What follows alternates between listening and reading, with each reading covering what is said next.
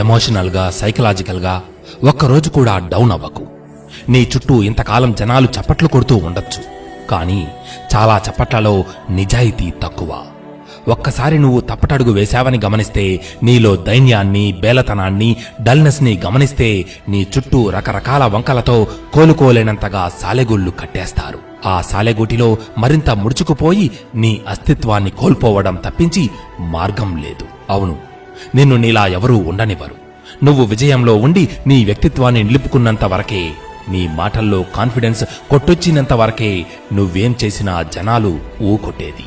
ఏ క్షణమైతే నువ్వు బేలగా మారుతావో, ఆ క్షణం నుండి నీ మీద సానుభూతితోనో, నీకు సూచనల పేరుతోనో నీ పర్సనల్ జోన్లోకి చొచ్చుకు వచ్చి సున్నితమైన మాటలతో నిన్ను తిడుతూనే నీపై ఆధిపత్యం చెలాయిస్తారు. అంతేనా, నీ పనైపోయింది అనేస్తారు.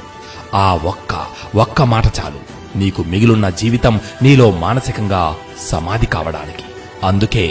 అందుకే దర్జాగా బ్రతుకు, రాజాలా బ్రతుకు, కంచు కంఠంతో మాట్లాడు, మాటల్లో కాన్ఫిడెన్స్ ఉట్టిపడాలి. ఊరికే నసగకు. 4 అడుగులేస్తే కింద పడిపోతానేమో అన్నట్లు నడవకు. చురుకుగా, చలాకీగా నడువు. నిన్ను చూస్తే పోయే ప్రాణం లేచి రావాలి. పవర్ కి కేర్ ఆఫ్ అడ్రస్ గా నువ్వు కనిపించాలి. నీ ఎనర్జీ లెవెల్స్ చూసి నీ జోలికి రావడానికి కూడా, నీకు హాని చెయ్యాలనుకునేవారు కూడా భయపడాలి. ఈ ప్రపంచంలో కష్టపడి సాధించడం ఎంత కష్టమో, మానసికంగా నిరంతరం కాన్ఫిడెంట్ గా ఉండటం అంతే కష్టం. ఒక్క క్షణం కూడా నీ కాన్ఫిడెన్స్ లెవెల్స్ కోల్పోకు. నీ చుట్టూ రాబందులు సిద్ధంగా ఉన్నాయి. నీ ధైర్యంతో అవి నీ జోలికి రాకుండా అడ్డుకో.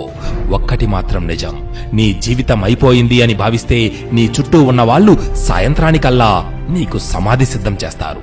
నీకు నువ్వు కారణజన్ముడిగా భావిస్తే, నీ ఆలోచనలు, నీ చర్యలు అలా ధైర్యంగా ఉంటే, అదే సమాధి బదులు సన్మానాలతో ఇదే జనం సిద్ధంగా ఉంటారు.